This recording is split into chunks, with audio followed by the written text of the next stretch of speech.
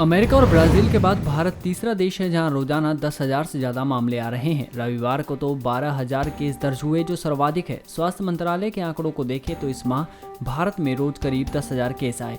वहीं अमेरिका में 22,322 और ब्राजील में यह आंकड़ा 25,800 रहा।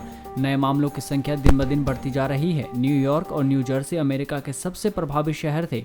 अप्रैल और मई में यहाँ लाखों मामले सामने आए थे। न्यूयॉर्क में 30,874 जबकि न्यू जर्सी में 12,696 लोगों की कोरोना की वजह से मौत हो गई। इन 2 महीनों में हालात इतने खराब थे कि अस्पतालों में जगह नहीं थी। घरों में रहकर लोगों को इलाज तक करना पड़ा था। हालांकि तेजी से फैलते संक्रमण के बीच राहत की बात यह है कि दिल्ली मुंबई में ठीक होने वालों की दर दुनिया में कई शहरों से आज भी सबसे ज़्यादा है। न्यूयॉर्क में सिर्फ 21.23%, जबकि न्यू जर्सी में 18.88% ही महामारी से उबर पाए हैं, जबकि वहाँ कई महीनों से लोग बीमारी से पीड़ित हैं। वहीं मुंबई में 45.65%, जबकि दिल्ली में 38.36% लोग ठीक हुए हैं। भारत और चीन के बीच सीमा विवाद पर चल रही कूटनीतिक और सैन्य स्तर की बातचीत के बीच परमाणु हथियारों से संबंधित एक रिपोर्ट सामने आई है। इसके अनुसार चीन और पाकिस्तान के पास भारत के मुकाबले कहीं अधिक परमाणु हथियार मौजूद हैं। ऐसे में सवाल उठने लगा है कि जहां दुनिया भर के ज़्यादातर कोई भी मुद्दा बातचीत के जरिए सुलझाना चाहते हैं, तो वहीं भारत के दोनों पड़ोसी परमाणु हथियार के निर्माण में क्यों दिलचस्पी रखते हैं? क्या दोनों देश शांति के पक्षधर नहीं हैं? Stockholm International Peace Research Institute के ईयरबुक 2020 में चीनी शस्त्रागार में परमाणु हथियारों की संख्या 320 बताई गई है, जबकि पाकिस्तान और भारत के पास परमाणु हथियार क्रमशः 160 और 150 है।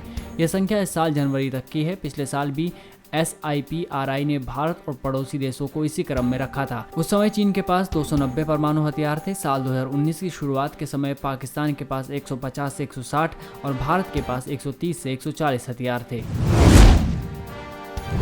दक्षिण पश्चिम मानसून रविवार को पूरे महाराष्ट्र में दस्तक देने के साथ ही गुजरात और छत्तीसगढ़ के भी कुछ हिस्सों में पहुंच गया। वहीं उत्तर भारत के कई हिस्सों में मौसम गर्म और उमस भरा बना रहा। भारत मौसम विज्ञान विभाग ने कहा कि मानसून पश्चिमी और मध्य भारत के अधिकतर हिस्सों में दस्तक दे चुका है, लेकिन इस सप्ताह इसकी प्रगति कुछ धीमी रहने की संभावना है। विभाग ने एक बयान में कहा कि उत्तरी अरब सागर, गुजरात और मध्य प्रदेश के अलावा छत्तीसगढ़ के बाकी भागों, झारखंड, बिहार और पूर्वी उत्तर प्रदेश के कुछ हिस्सों में अगले 48 घंटे के दौरान दक्षिण पश्चिमी मानसून के विस्तार के लिए परिस्थितियां अनुकूल हो रही हैं। विभाग के महानिदेशक मृत्युंजय महापात्र ने कहा कि इसके बाद एक सप्ताह के लिए मानसून की प्रगति धीमी रहेगी।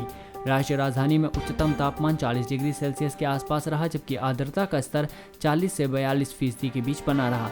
दिल्ली के आंकड़े उपलब्ध करवाने वाली सफदरजंग वेधशाला ने अधिकतम तापमान 40.8 डिग्री सेल्सियस दर्ज किया, जो सामान्य से थोड़ा अधिक था।